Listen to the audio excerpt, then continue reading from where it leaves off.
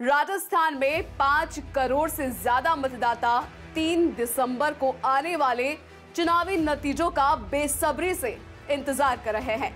लेकिन उससे पहले हम आपको बताते हैं कि जो राजस्थान की 11 हॉट सीट के जो चुनावी समीकरण है, वहां से कौन जीतता नजर आ रहा है और कौन बाजी हारता यहां पर दिखाई दे रहा है। बात करते हैं सबसे पहले सरदारपुरा की। जोधपुर की सरदारपुरा सीट पर हम सभी जानते हैं कांग्रेस की तरफ से अशोक गहलोत वर्सेस भाजपा की तरफ से महेंद्र राठौड़। जाहिर सी बात है यहां पर जीत कांग्रेस की हो रही है, क्योंकि अशोक गहलोत यहां पर जो है उनकी ये परंपरागत सीट कही जाती है और कांग्रेस के मजबूत दावेदार जो है यहां से हैं, सीएम का चेहरा है। तो जाहिर सी बात है यहां पर जनता ने वोट जो है सीएम अशोक गहलोत को दिए होंगे और यहां पर जीत जो है कांग्रेस की नजर आ रही है। चलिए अब बात करते हैं झालरापाटन विधानसभा सीट की। झालरापाटन विधानसभा सीट पर वसुंधरा राजे भाजपा की तरफ से और रामलाल चौहान कांग्रेस की तरफ से।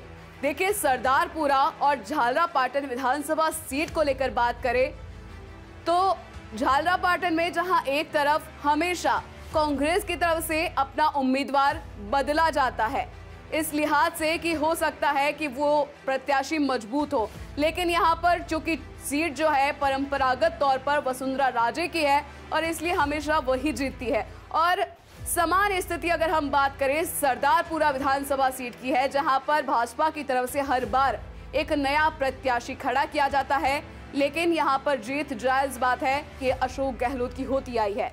चलिए अब आगे बढ़ते हैं, आपको बताते हैं कि नाथद्वारा सीट के क्या हाल है।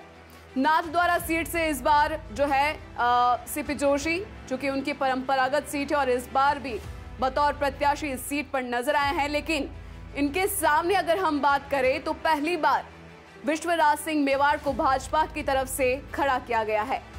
हम सभी जानते हैं विधानसभा अध्यक्ष सीपी जोशी की ये परंपरागत सीट है, कई बार यहां से विधायक रह चुके हैं, मगर इस बार भाजपा की तरफ से मेवाड़ के पूर्व राजघराने के सदस्य मैदान में है, तो यहां पर कांटे की टक्कर नजर आ रही है। चलिए अब बात करते हैं टोंक विधानसभा सीट की। टोंक में सचिन पायलट कांग्रेस की तरफ से 2018 में अगर हम बात करें तो यहां पर सचिन पायलट को उतारा गया था 57 साल के बाद। पहली बार अगर हम 57 सालों की बात करें तो यहाँ पर हमेशा कांग्रेस जो है एक मुस्लिम उम्मीदवार उतारती हुई नजर आ रही थी, लेकिन 2018 में सचिन पायलट को उतारा गया और इस बार भी यहाँ पर सचिन पायलट जो है उम्मीदवार के तौर पर नजर आए और उनके सामने भारतीय जनता पार्टी ने अजीत सिंह मेहता को मौका दिया है। लेकिन यहाँ पर भी सचिन पायलट जीतते हुए नजर आ रहे हैं, क्योंकि भाजपा के पास कोई मजबूत चेहरा टोंक विधानसभा सीट से नहीं था। आगे बढ़ते हैं तारानगर, जो कि चूरू विधानसभा की सीट है, उसके हाल बताते हैं आपको। तारानगर विधानसभा सीट से आप सभी जानते हैं राजेंद्र राठौड़ को इस बार खड़ा किया गया है, जो कि हमेशा चूरू विधानसभा सीट से खड़े होते थे। कई बार अगर हम बात करें 7 बार वहां के विधायक रह चुके थे, लेकिन इस बार भारतीय जनता पार्टी ने राजेंद्र राठौड़ की सीट को बदला और उन्हें तारानगर विधानसभा सीट भेजा गया और वहां से उन्हें उम्मीदवार बनाया गया। लेकिन यहां पर कांग्रेस के प्रत्याशी की बात करें तो नरेंद्र बुडानिया नजर आ रहे हैं।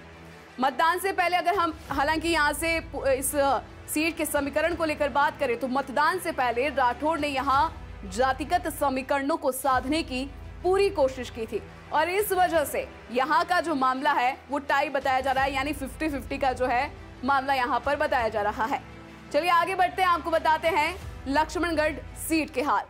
लक्ष्मणगढ़ सीट से गोविंद सिंह डोटासरा कांग्रेस की तरफ से, जो कि राजस्थान कांग्रेस के अध्यक्ष भी है, और इसी के साथ उनके सामने सुभाष महरिया।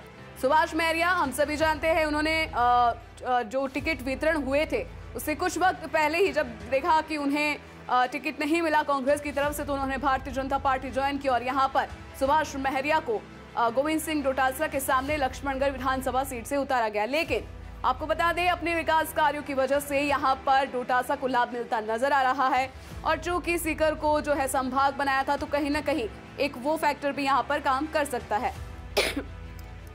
चलिए आगे बढ़ते हैं, आपको बताते हैं विद्याधर नगर की विधानसभा सीट को लेकर। विद्याधर नगर विधानसभा सीट जो है वहां पर भारतीय जनता पार्टी की ओर से दिया कुमारी को खड़ा किया गया है नरपत सिंह राजवी का टिकट काटकर। उनके वर्सेस की अगर हम बात करें, यानी उनके सामने अगर हम बात करें, तो सीताराम अग्रवाल वो मैदान में नजर आ रहे हैं कांग्रेस की तरफ से। और आपको बताते हैं कि विद्याधर नगर जो विधानसभा सीट है वो भाजपा की परंपरागत विधानसभा सीट है। और चूंकि यहां पर जयपुर के पूर्व राजघराने की सदस्य दिया कुमारी को उतारा गया है। हालांकि मतदान की प्रक्रिया से पहले यहां पर दिया कुमारी ने राजपूत वोट बैंक को साधने में जो है एक सफलता हासिल की है, लेकिन चुनाव परिणाम तय करेंगे कि यहाँ की स्थिति क्या होती है। चलिए आगे बढ़ते हैं, आपको बताते हैं झोटवाड़ा विधानसभा सीट के हाल।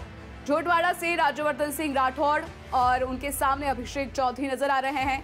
राठौड़ को ये वोट के ध्रुवीकरण और कांग्रेस के कमजोर चेहरे की वजह से लाभ होता यहाँ पर नजर आ रहा है। अगर हम सवाई माधोपुर को लेकर बात करें तो डॉक्टर किरोड़ीलाल मीणा वर्सेस दानिश अबरार मैदान में है, लेकिन यहाँ पर मतदान आते आते किरोड़ीलाल मीणा ने जातिगत वोट को साधने की पूरी कोशिश की थी और हो सकता है यहाँ पर किरोड़ीलाल मीणा जीत सकते हैं। तिजारा विधानसभा सीट को लेकर लगातार आपको बात कह रहे हैं हम कि वहां पर इमरान खान और वर्सेस जो है बाबा बालकनाथ है, लेकिन हिंदू मुस्लिम वोटों के ध्रुवीकरण के कारण यहां पर कांटे की टक्कर देखी जा रही है और पोखरण में भी यही स्थिति बनी हुई है। यहां पर महेंद्र प्रतापपुरी वर्सेस सालिम मोहम्मद मैदान में है। यहाँ पर भी हिंदू मुस्लिम वोटों के ध्रुवीकरण के कारण कांटे की टक्कर नजर आ रही है। हमारी ये रिपोर्ट आपको कैसी लगी हमें कमेंट करके जरूर बताएं और चैनल को सब्सक्राइब करें।